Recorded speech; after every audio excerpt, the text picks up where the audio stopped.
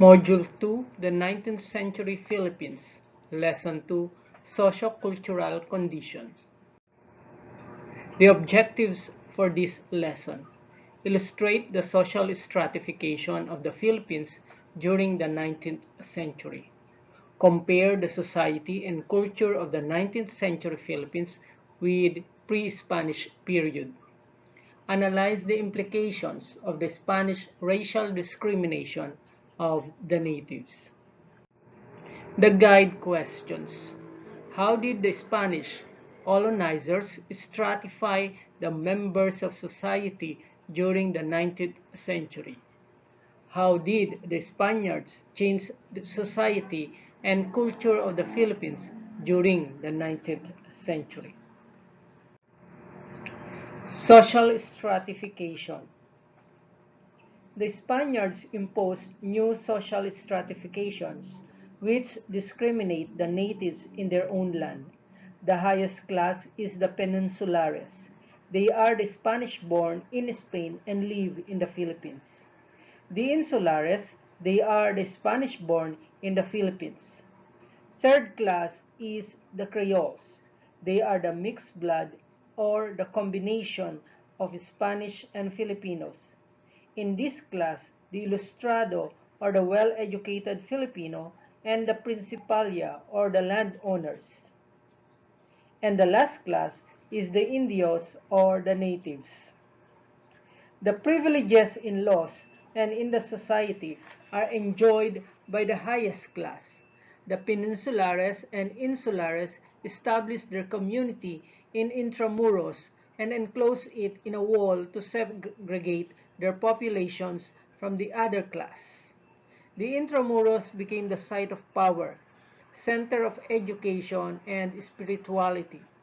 The Creoles, as the mixed blood, are the first one who thought of fighting the Spaniards. However, they only seek for reform and not for independence. The Indios are the unfortunate class and discriminated in the society and subjected to numerous taxation. Transformation of society and culture. The Hispanization of the Filipinos is very evident in the different aspects of the society, and Catholicism has an important role in the transformation of the culture of the Filipinos. The literature became theocentric. From epics, it turns to be awit, corrido, moro-moro, comedia, and passion. All of the reform of literature discussed the importance and triumph of Catholicism. The Alibata was replaced by the Abecedario of the Spaniards. The first book printed in the country was the Doctrina Christiana en letra y lengua china, also centered in the spread of Catholicism in the country.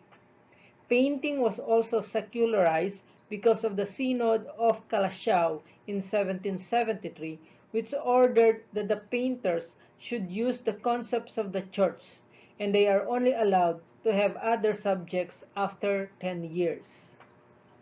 In terms of dwellings, the simple bahay kubo became stone houses with different divisions and parts.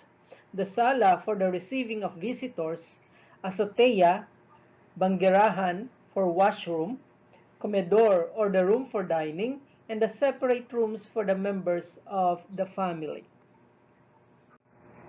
Racial discrimination. A Spaniard or a mestizo, no matter how stupid, he always enjoyed political and social prestige in the community.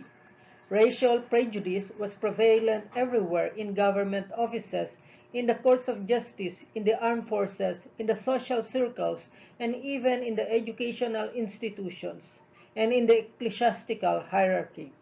One of the shining stars of the Filipino clergy, Father Jose Burgos, complained of the lack of opportunities for educated young Filipinos to rise in the service of God and the country. He lamented, "Shall a young man strive to rise in the profession of law or of theology, when he can vision no future to himself?" Filipinos will aspire to the seats of the wise and will devote sleepless nights to such an ideal, when he clearly sees that his noblest feelings are crushed down in oblivion, and when few only are dispensed the sinecures of honor and profit. Philocracy. The Spanish political philosophy of union of church and state arose a unique form of government in the Hispanic Philippines called philocracy, because it was a government by friars. The friars, Augustinians, Dominicans, and Franciscans, controlled the religious and educational life of the Philippines, and later in the 19th century, they came to acquire tremendous political power, influences, and riches. The friars practically ruled the Philippines through a facade of civil government. The colonial authorities, from the governor-general down to the alcaldes mayores, were under the control of the friars. Almost every town in the archipelago, except in lands, was ruled by the friar curate. Aside from his priestly duties, the friar was the supervisor of local elections, the inspector of schools and taxes, the arbiter of morals, the censor of books, the superintendent of public works, and the guardian of peace and order. So great was his political influence that his recommendations were heeded by the governor-general and the provincial officials. He could send a patriotic Filipino to jail or denounce him as a filibustero, to be exiled to a distant place, or to be executed as an enemy of God. The following patriots, through their writing, denounced the corrupt and abusive friars as the main enemies of liberal reforms and modern progress in the Philippines. Jose Rizal in his Noli Me Tangere and El Filibusterismo. Marcelo H. del Pilar in his Kaiigat Kayo. Graciano Lopez Haina in his Fray Butod. And the Gamburza in their fight for secularization.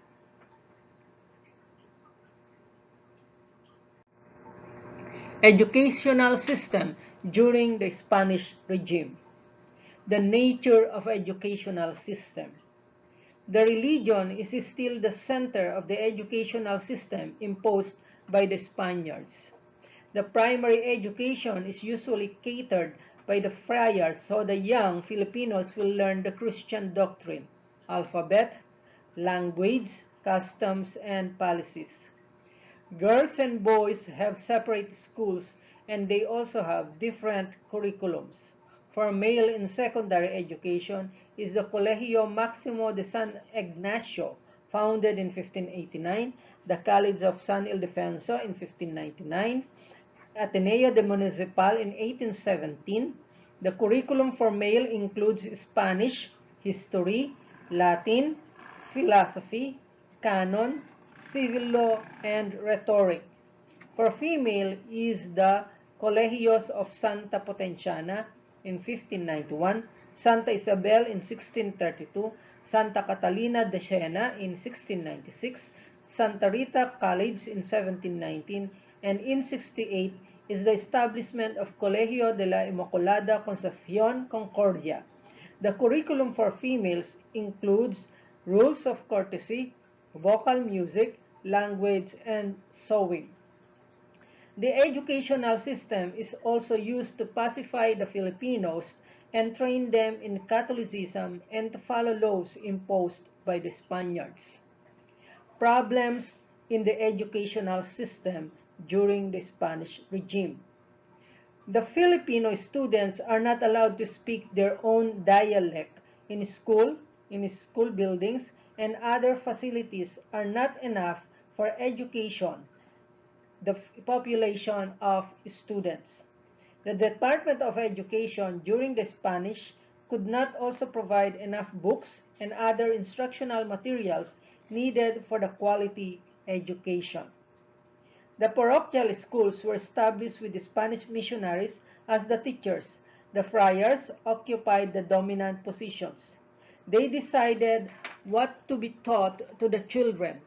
Learning in every level was by rote or memorization, and the students memorized the contents of the book they did not understand. The students were taught in the native dialects, although there was a law requiring the children to be taught in Spanish. The Spaniards believed that learning Spanish would make the Filipino people to oppose Spanish rule. Religion was the most important subject. The natives were reminded that they had inferior intelligence and they were fit only for manual labor.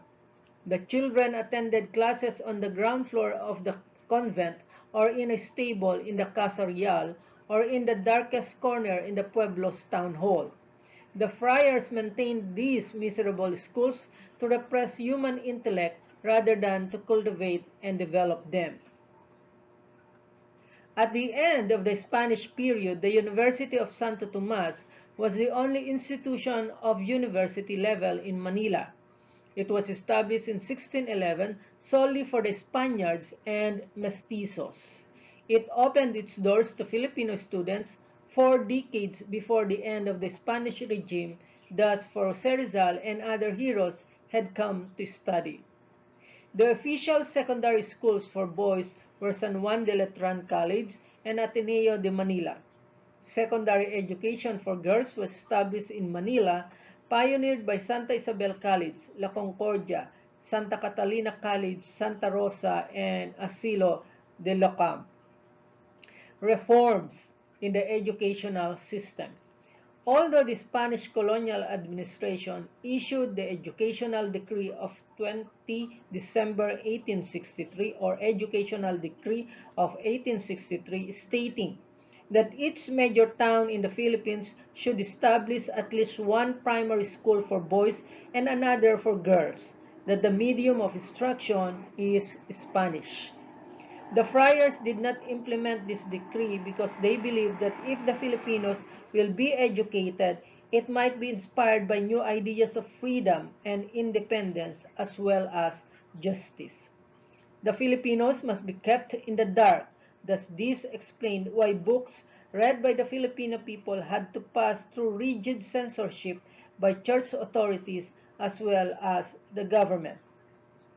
Another noble intention of Spain to improve the educational system in the Philippines was the Moray Decree of 1870. This decree intended to secularize higher education in the colony. Again, the friars opposed the idea of the government's control over education. Reference: Life and Works of Dr. Jose Rizal, Pangilinan et al., Mind Shapers, Incorporated, 2018.